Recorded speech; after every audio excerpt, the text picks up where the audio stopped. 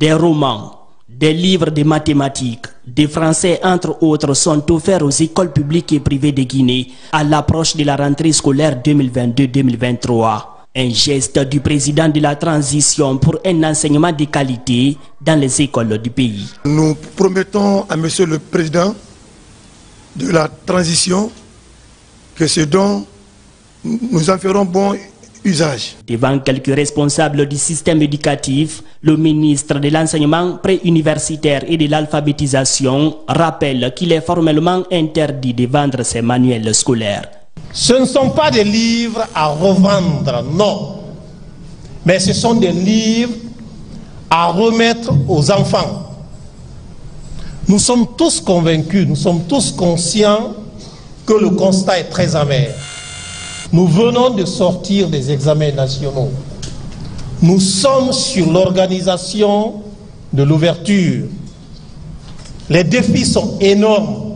L'année scolaire écoulée n'a pas été bonne au dire du ministère de l'enseignement préuniversitaire et de l'alphabétisation. C'est pourquoi au-delà de ces dons des manuels scolaires aux élèves, la rénovation des infrastructures scolaires et la formation des formateurs ont aussi été engagés pour un meilleur résultat l'année prochaine.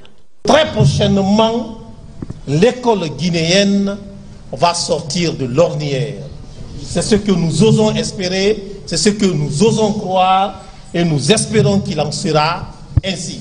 Pendant ce temps, Guillaume Hawing a déjà officiellement annoncé que la rentrée scolaire 2022-2023 est prévue pour le 4 octobre prochain.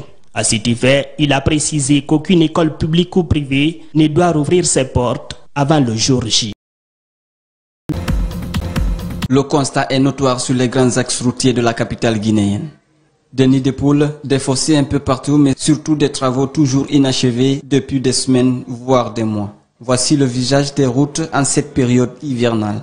Une malheureuse réalité qui indigne les usagers. Il faut une fois que le travail est entamé, il faut que ça doit être fini à temps. Donc quand on laisse comme ça, surtout nous sommes dans la saison pluvieuse comme ça, et ça joue beaucoup sur la circulation. À Sangoya, Kisoso ou encore Anta, les usagers de la route souffrent le martyre. Les embouteillages à toutes les heures de la journée sont devenus le quotidien des citoyens. Certains, à la place des entreprises, remblais bouchent les brèches. La décision du ministre est tout autant salutaire dans la mesure où leur travail n'a aucun impact positif sur la circulation. Tout est dévié, il y a trou partout. On ne sait même pas si ce service existe. En Guinée, l'entretien routier.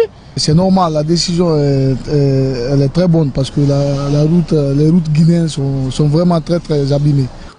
Les réalités sont les mêmes sur l'axe Le Prince. Entamé depuis plus d'un mois, les travaux peinent à être achevés. Ici, les détenteurs du contrat semblent être satisfaits après avoir bétonné une partie de la route. Tant pis pour ces usagers. Je peux condamner ceux qui ont eu le projet.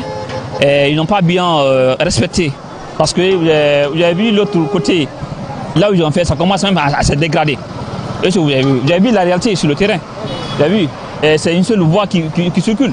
Tu peux pas doubler ton prochain. Le bilan de la première année du règne de Mamadi Doumbouya et son gouvernement, c'est aussi ses routes. La décision de suspension du directeur national des entretiens routiers dans la nuit de ce mardi est vivement encouragée par de nombreux usagers qui souhaitent voir la mesure élargie à d'autres cadres dans la même situation.